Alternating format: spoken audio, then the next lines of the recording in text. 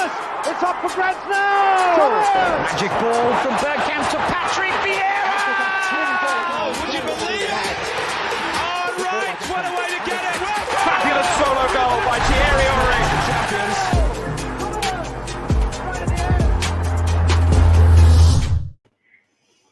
Good afternoon, everybody. Welcome to the Arsenal Lounge again.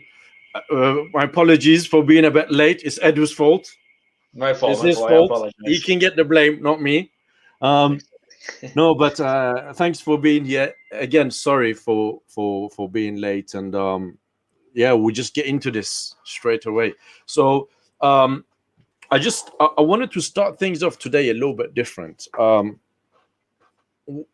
We did a show last time, and obviously we're going to do this every week together. And I saw a few different comments on the video last time, and I saw that I know a few things that were going around on Twitter and other places about Edu. And I just wanted to start the show talking about Edu, so you guys can get to know him a little bit more, because I saw comments like this guy just reads headlines and then he comes and says the headlines again and things like that. So I wanted to ask him a few things about him. So I know this is a 19-year-old young man, right? And he's trying he's doing really well, speaks English very good, lives in Chile. I know for a fact some days he gets up around 4 a.m. to do what he does. So I'm gonna let him talk about where he is, where he's looking to go. I know you have your sources. I know you speak to different people. I don't expect you to tell us who they are and so and so, but just tell us a little bit so people can get to know you a little bit more. Do you know what I mean? Yeah. First of all, I would like to say that, well, I began on Twitter around when I was 15. I was a fan, like any of you. I'm still a fan. Nothing has changed. And the thing is that throughout my time, I began doing propagandas for players. I started looking at players that the club should get, and people, like some people, like started hitting on me for that. But I kept on going. I didn't care for the hate. That's the main thing, and I always kept the positivity in terms of the club, even though now it's hard. But now I think life has led me to a path that I prayed for it to happen. I talked to different people throughout the business, very important people. And look, before I was just a news aggregator. Like, I'm still a news aggregator for y'all, but now I speak to the people that report. I can get access to information, which I cannot tweet, because sometimes if you tweet information, it could break up a deal for the club you love, in my opinion. So, and it's well common that if you tweet and then you make a mainstream thing with certain player, the other team can have a better leverage than yours, and so you're being counterproductive. So right now I have my sources, I get information, but I cannot share anything. I mean, I can just share what I like to say and what I'm allowed to say. And look, I continue being as passionate as ever. I wake up at 4 a.m. most of the time to see if anybody tweeted anything that my people should know. My is that because of the time difference that you have to exactly. So in the UK, you guys wake up to the news at 9-10 a.m. and sadly for me, unfortunate, but I have to wake up 5 hours earlier, but because that's the time difference. So I have to do that.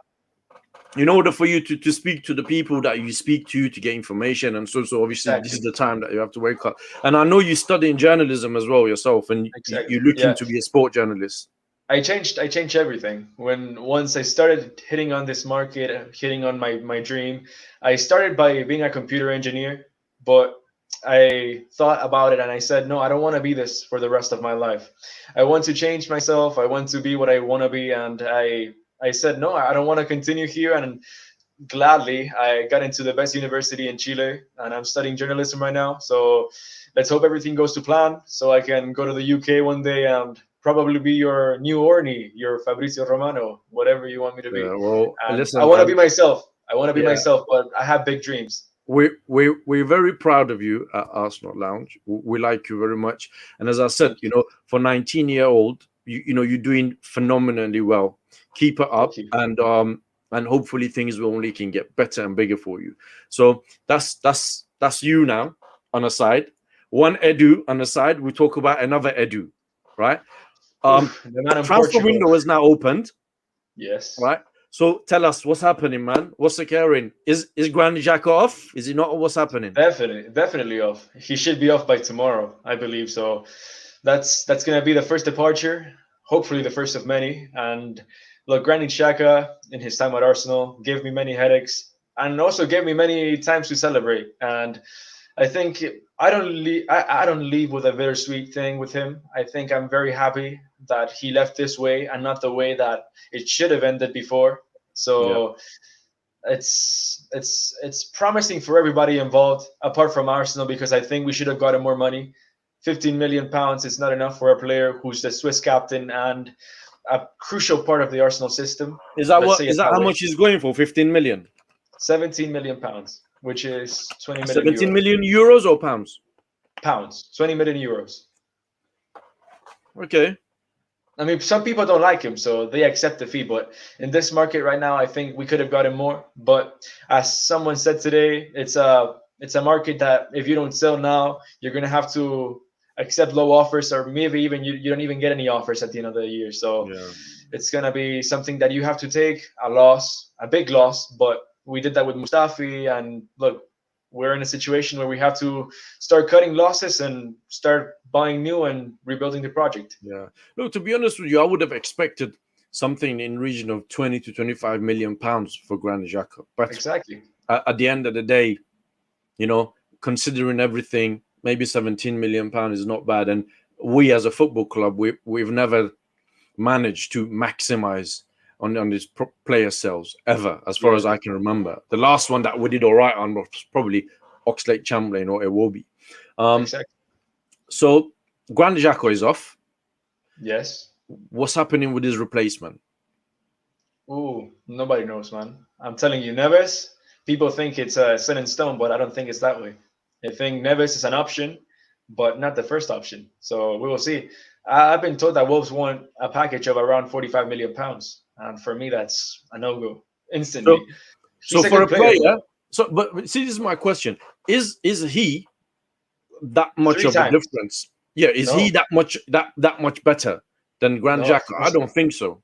Of course not. It's not going to be good business for us to sell him for 17 million and then go do a package on the table for even 30, 35 for Neves. Yeah, exactly. So we have to be smart. I mean, we have to start doing the things right. Look, if it's Bissouma for 30, 35 million, I agree. Go do it, because he's worth that money.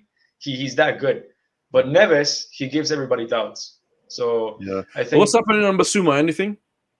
Well, Bissouma is on his knees to join Arsenal. That's the truth. He's been telling his people. But look, if there's no Arsenal offer, there's nothing that can be done. So we will see with that. The guy is putting picture on Instagram, this and that with Arsenal shirts. He's sending all these signals to everybody at Arsenal, come and get me. And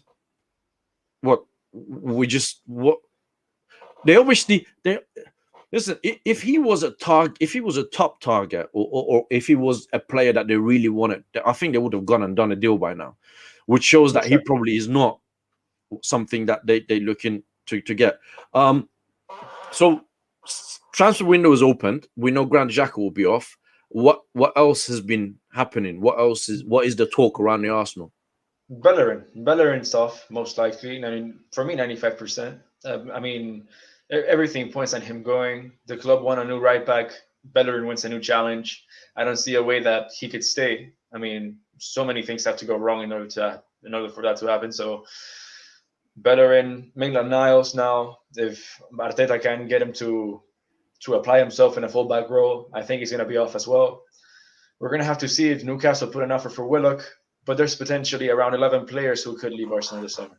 Yeah, and there's this talk that apparently we're in for Odegaard. Odegaard is the one player that we go all out for. I mean, there's a general consensus between the mainstream media that Martin Odegaard is the first priority target. I am not so sure. I think he's an option.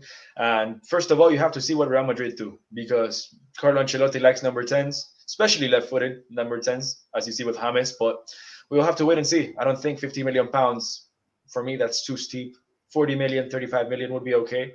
But, Arsenal have to start moving. That's the thing. We can't continue being sit here and wait until the Euros, the Copa Americas to end to start moving.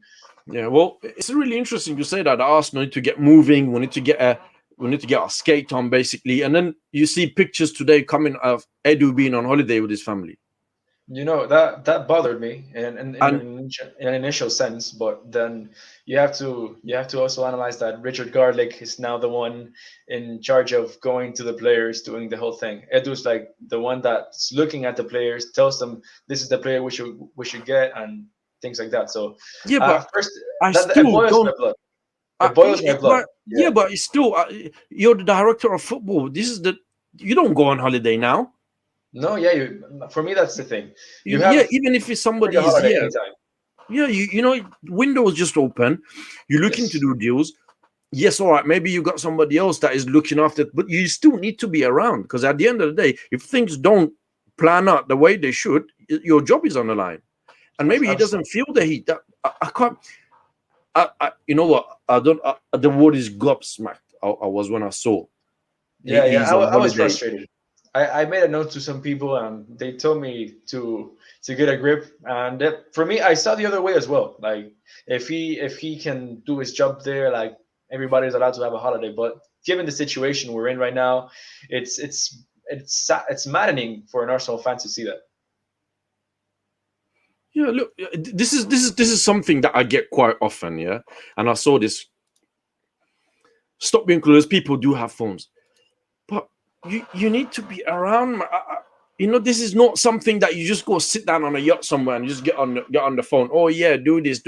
You need to be around, man. I'd like somebody to be hands-on during this time. I don't want somebody to do business over the phone on a yacht in Portugal.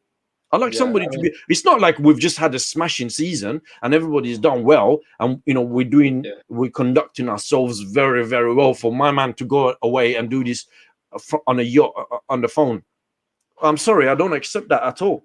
Anyway, people asking questions. I'm gonna, guys, if you want to ask any question of Edu, put it on the chat, and I'll put as much on the screen as well. Are we saying El Nene this window?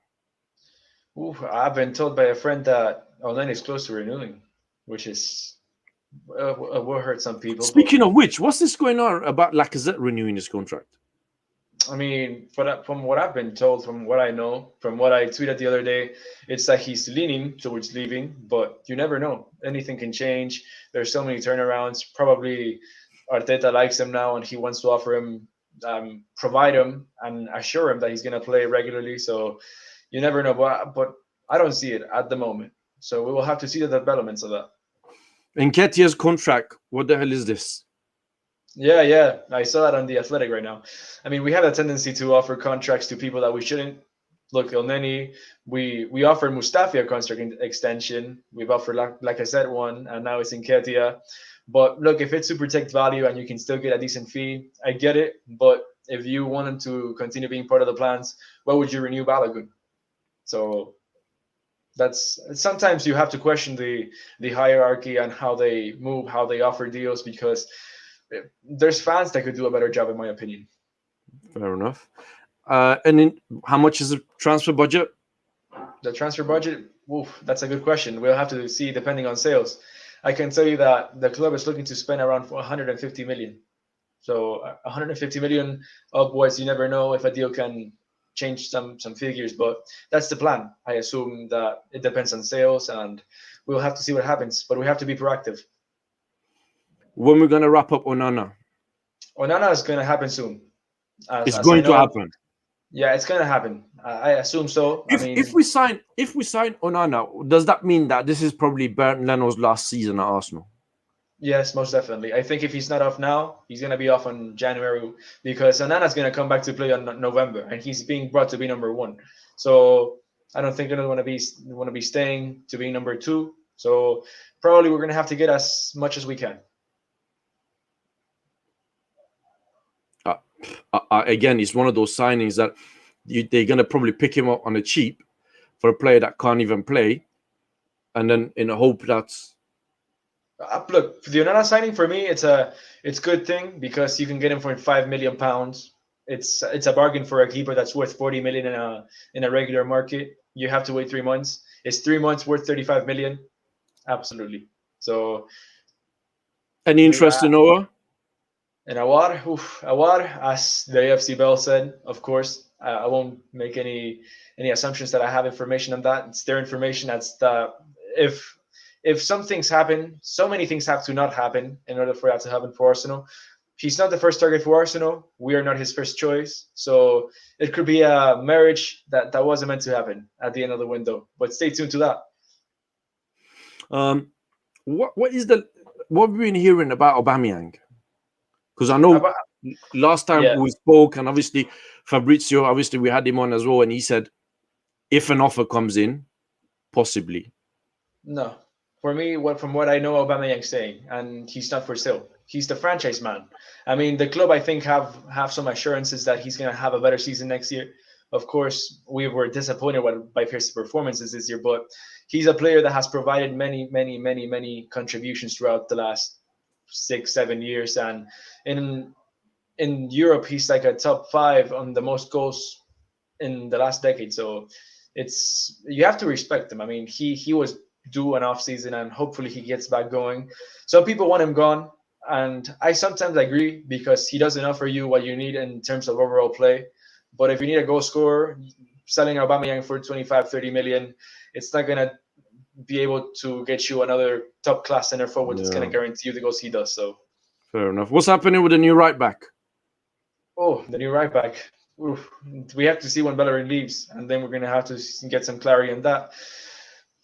There's 5 names, as I mentioned a few times now. It's Baku, Aarons, Celik, Mazraoui, and Lamptey. So we will have to see who the club chooses. I hope Baku, but it's something that the fans really don't control. So yeah, the right back is going to be something that's going to have to be sorted. Fair enough. Is it a sign that Kroenke is not spending any of his own money that he is willing to sell to Daniel Ek? What's happening with this new bid that is apparently supposed to come in? What's the news around that? It's from a reliable source, so I assume it's going to happen. The bid, I don't think it's going to be accepted. But what actually bothers me is that Kroenke says he doesn't need the money, and yet he could use the excuse that we didn't have money to spend this summer. So we're gonna have to start pushing if we want Ek to be the new owner. So hopefully we don't. So basically, Stan Kroenke is saying he doesn't need the money. Exactly. But he's not spending any money either. I mean, we're gonna have to wait and see. If he doesn't spend, then he's a hypocrite, and then we're gonna have to start handing him out as bad as we can because it's gonna be unsustainable. Fair enough. Are there any truth to Sabitzer rumors? Yes, there are. From what I've been told, from what I know, we've been in touch with his agent for a couple of weeks now, and we'll have to see how that develops. But he's an option for Arsenal, and we'll have to see if the club chooses to go that way. You can't guarantee anything right now, sadly. I don't know if it's a good thing that nobody knows what is really happening, or it's a bad thing that nobody really knows what's happening. Go on. Arsenal fans, keep an eye on Eduardo Camavinga. It could be something that could develop throughout the window. Edu, why are you dropping these bombs out of nowhere, man?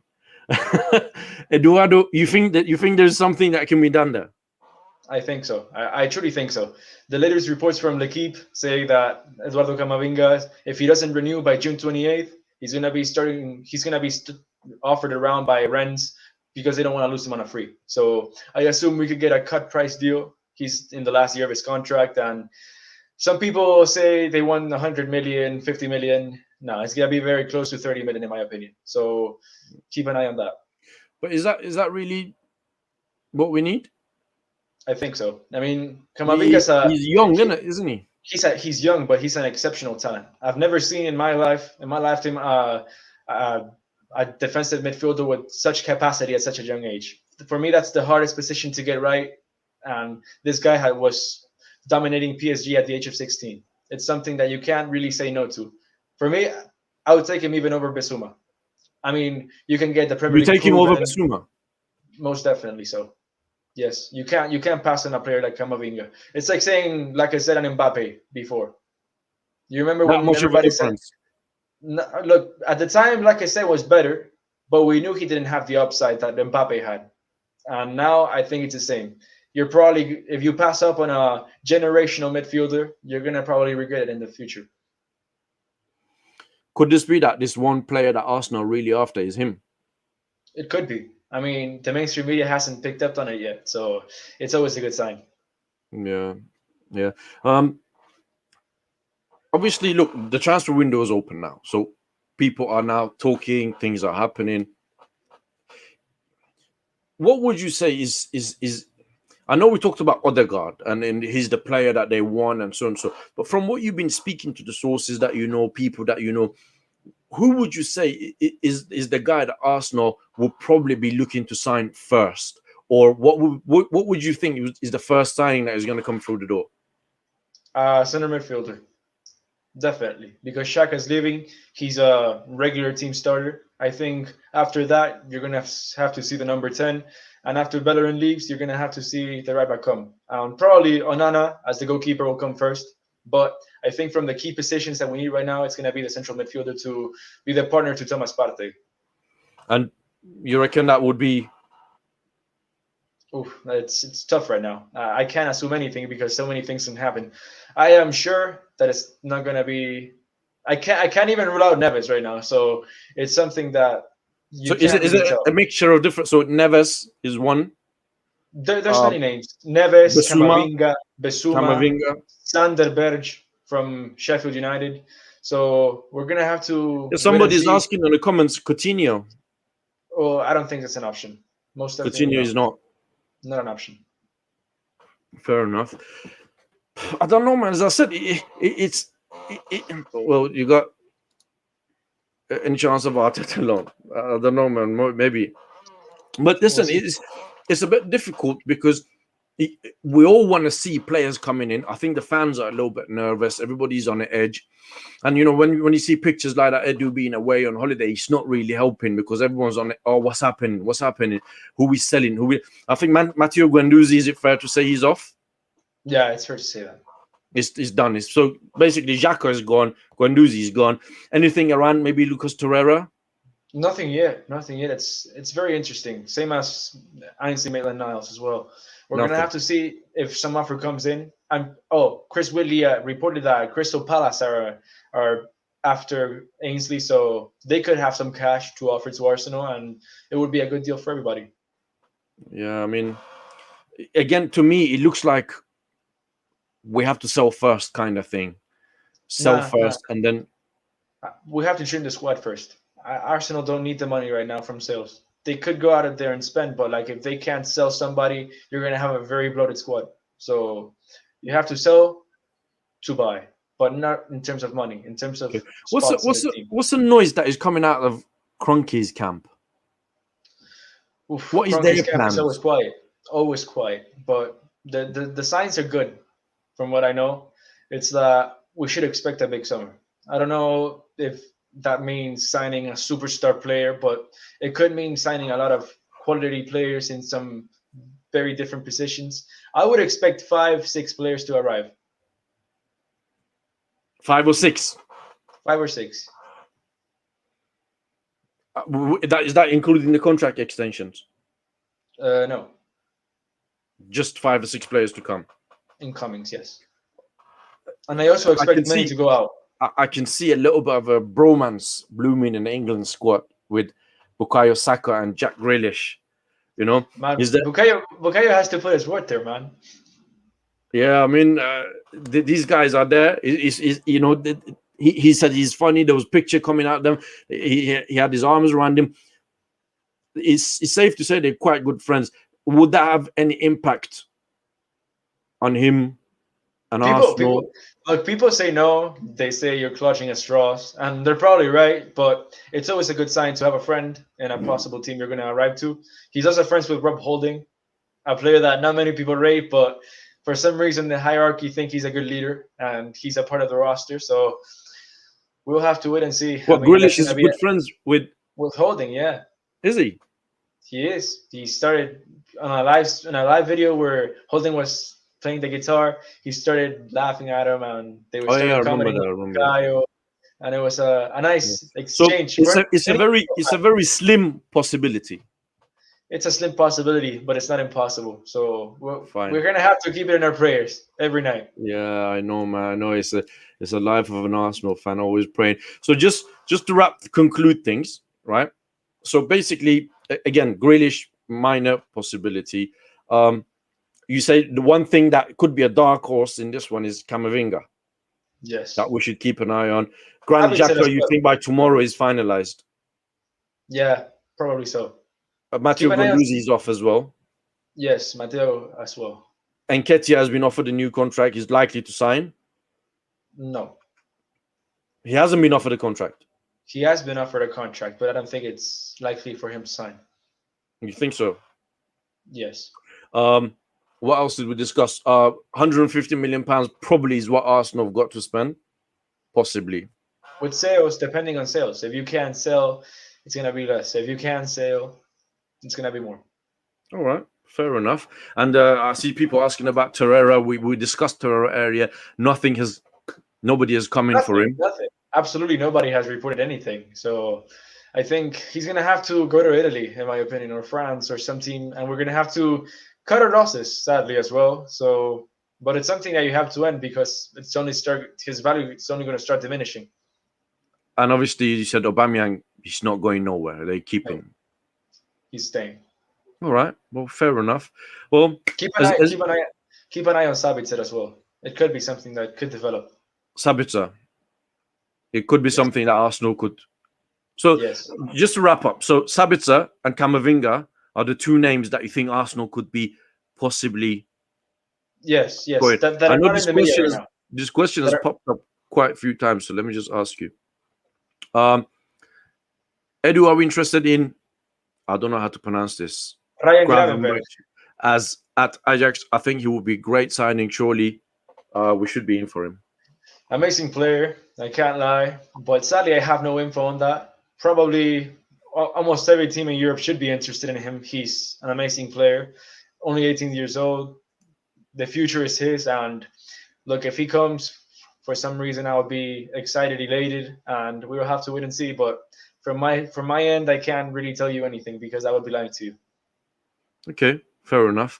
Well, listen, that's episode 2 of our transfer window. We're only going to do this for about half an hour or so. Again, thank you for being here, Edu. As always, there's not a lot of news happening. It's difficult to get things going, but hopefully, the more we go on, it should start picking up right now. Yeah, so the more we go on, the more info we'll have and things will be happening. Exactly. And obviously, as you said, at least we know 2 things: Granit Xhaka and Matteo Guendouzi are off. So, yeah. Oh, I want to ask you this because I see this Alexander Isak. Apparently, we're being linked with him, and from what I saw of him, he's a decent player. He's an amazing player, in my opinion. Are we doing anything? I did a podcast like a few weeks ago, and I mentioned him. I said he was my option for the attacking. We will have to wait and see. I don't think center forward's it's a priority this summer, so it could be for next summer. He has a big release clause as well, so and Real Sociedad are not easy to deal with. So I don't think it's going to happen this summer, but don't rule it out for the future. All right, cool. Well, listen, thanks everybody for watching. And hopefully next time we speak, there's more news of some potential signings and some exciting things that is happening. And then we can bring you other stuff. Edu, you want to add anything or say anything? I just want to thank you all for being part of this channel right now. Stay tuned. The news will come. Have faith. Be positive. And hopefully at the end of the summer, we're all smiling and going ahead to the next season, hoping for European football at the end. Not only European football, Champions League, because that's where Arsenal belongs. Yeah, hopefully, man. Hopefully. So we'll be back next week again with 2 episodes in a week. And then, have a good weekend, everybody. And hopefully will be some good news. Most definitely. Take care. Cheers.